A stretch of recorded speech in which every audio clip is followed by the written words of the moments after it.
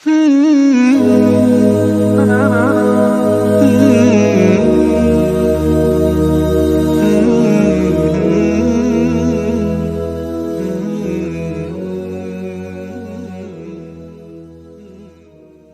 qetirqinib qilish. Dinning 3 martabasi bo'lib, ular iymon, islom va ihsondan iboratdir. Arab tilidagi ihson, ya'ni ihson degan so'z itqon, ya'ni har bir ishni qetirqinib qilish, puxta o'rinlash, mukammal qilish degan ma'nolarni ifodalaydi. Bu so'z, ya'ni yaxshilik qilish degan ma'nodami keladi. Ammo ihson iymonning martabasi qatorida kelganda ishni qetirqinib qilish degan ma'noni ifodalaydi. Qur'on Karimdagi allazi ahsana kulla shay'in xalaqah, ya'ni Alloh har narsani mukammal yaratgan zotdir degan oyat bu ma'noni ifodalaydi. Qur'oni Karimda ihson va muhsinun degan so'zlar ishni qetirqinib qilish degan ma'noda ko'proq kelgan. İmam Muslim Ömer ibn Xattab raziyallohu anhudan rivoyat qildiki, biz bir kuni payg'ambar alayhissalomning yanida o'ltiratdik. Oldimizga hech qaysimiz tonimaydigan bir odam keldi. Uning kiyimi oppoq, chechi qop-qora edi. U uzun yo'ldan kelganda ko'rinadi. U odam payg'ambar alayhissalomning oldiga kelib, tezini payg'ambar alayhissalomning tiziga chaplab o'ltirdi va ikki qo'lini uning yo'tisiga qo'yib turib, "Ey Muhammad, islom degan nima?" deb so'radi.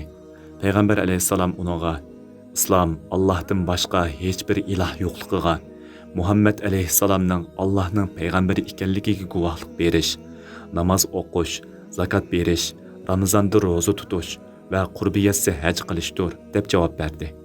Ondan u odam to'g'ri deding dedi. Biz uningdan o'zi so'rab, yana o'zining tasdiqlaganligiga hayron qoldik. Ondan iymon degan nima deb so'radi. Payg'ambar alayhissalom uningga iymon Allohga va uning farishlariga, kitoblariga, payg'ambarlariga, qiyomat kuniga va yaxshilik, yomonlikning Allohning taqdiri bilan bo'ldiganligiga iymon etishdir deb javob berdi. Ondan u odam to'g'ri deding dedi. Ondan ihson degan nima deb so'radi. Payg'ambar alayhissalom uningga ihson Allohni ko'rib turayotgandek ibodat qilishdir. Gerçi sen Allah'ını ko'ranmasangmi, Allah seni ko'rib turadi deb javob berdi. Ondan u odam qiyomat qachon bo'ladi deb so'radi. Payg'ambar alayhissalom uningga so'ralg'uchi so'rg'uchidan bek ma'lumotliq emas deb javob berdi. Ondan u odam undaqda qiyomatning alomatlari qaysilar deb so'radi. Payg'ambar alayhissalom uningga dedekning o'z xo'jayinini tug'ishi va yalang'oyoq qo'ychilarning egiz binolarga ega bo'lishidir deb javob berdi. Ondan u odam ketib qoldi. Payg'ambar alayhissalom bir oz o'ltirib olgandan keyin "Ey Ömer, mendan savol so'ragan kishining kim ekanligini bilamsan?" deb so'radi. Men Alloh va uning payg'ambari biladi dedim. Ondan payg'ambar alayhissalom "U Jibril edi. Sizlarga dininglarni o'rgatish uchun keldi" dedi. Bu nihoyat muhim bir hadis bo'lib, dinimizni intayin ixcham so'zlar bilan to'liq ro'shan bayonlar bilan ochiqlagan. Bu hadisni payg'ambar alayhissalomning "U Jibril edi, sizlarga dininglarni o'rgatish uchun keldi" degan so'zidanmi mukammal sifatlab bergili bo'lmaydi. Chunki payg'ambar alayhissalomning bu so'zi islom dinining eng mukammal va eng ixcham ta'rifi edi. Bu hadisning ihson Allohni ko'rib turayotgandek ibodat qilishdir.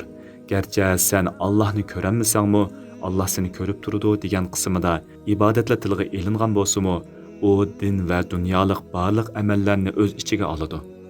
Uning ustiga ibodatning umumiy ma'nosimi Alloh taolo ko'rsatgan va rozi bo'ladigan shaklda yashash deganlikdir.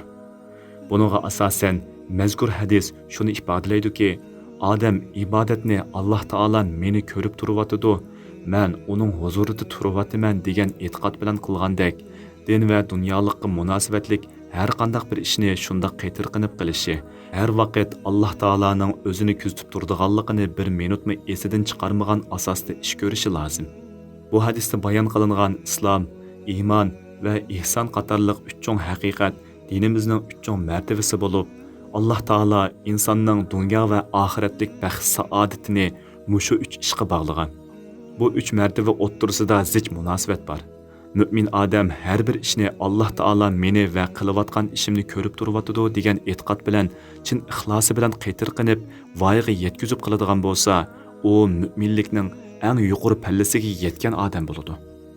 Mundaq kishi innalloha ma'allazina ittaqaw vallazina hum muhsinun, ya'ni shaksizki Alloh taqvolik qilguvchilar va qaytirqinib ish qilguvchilar bilan billadir degan oyatda tilga elingan kishilarning qatoridan o'rin olgan bo'ladi.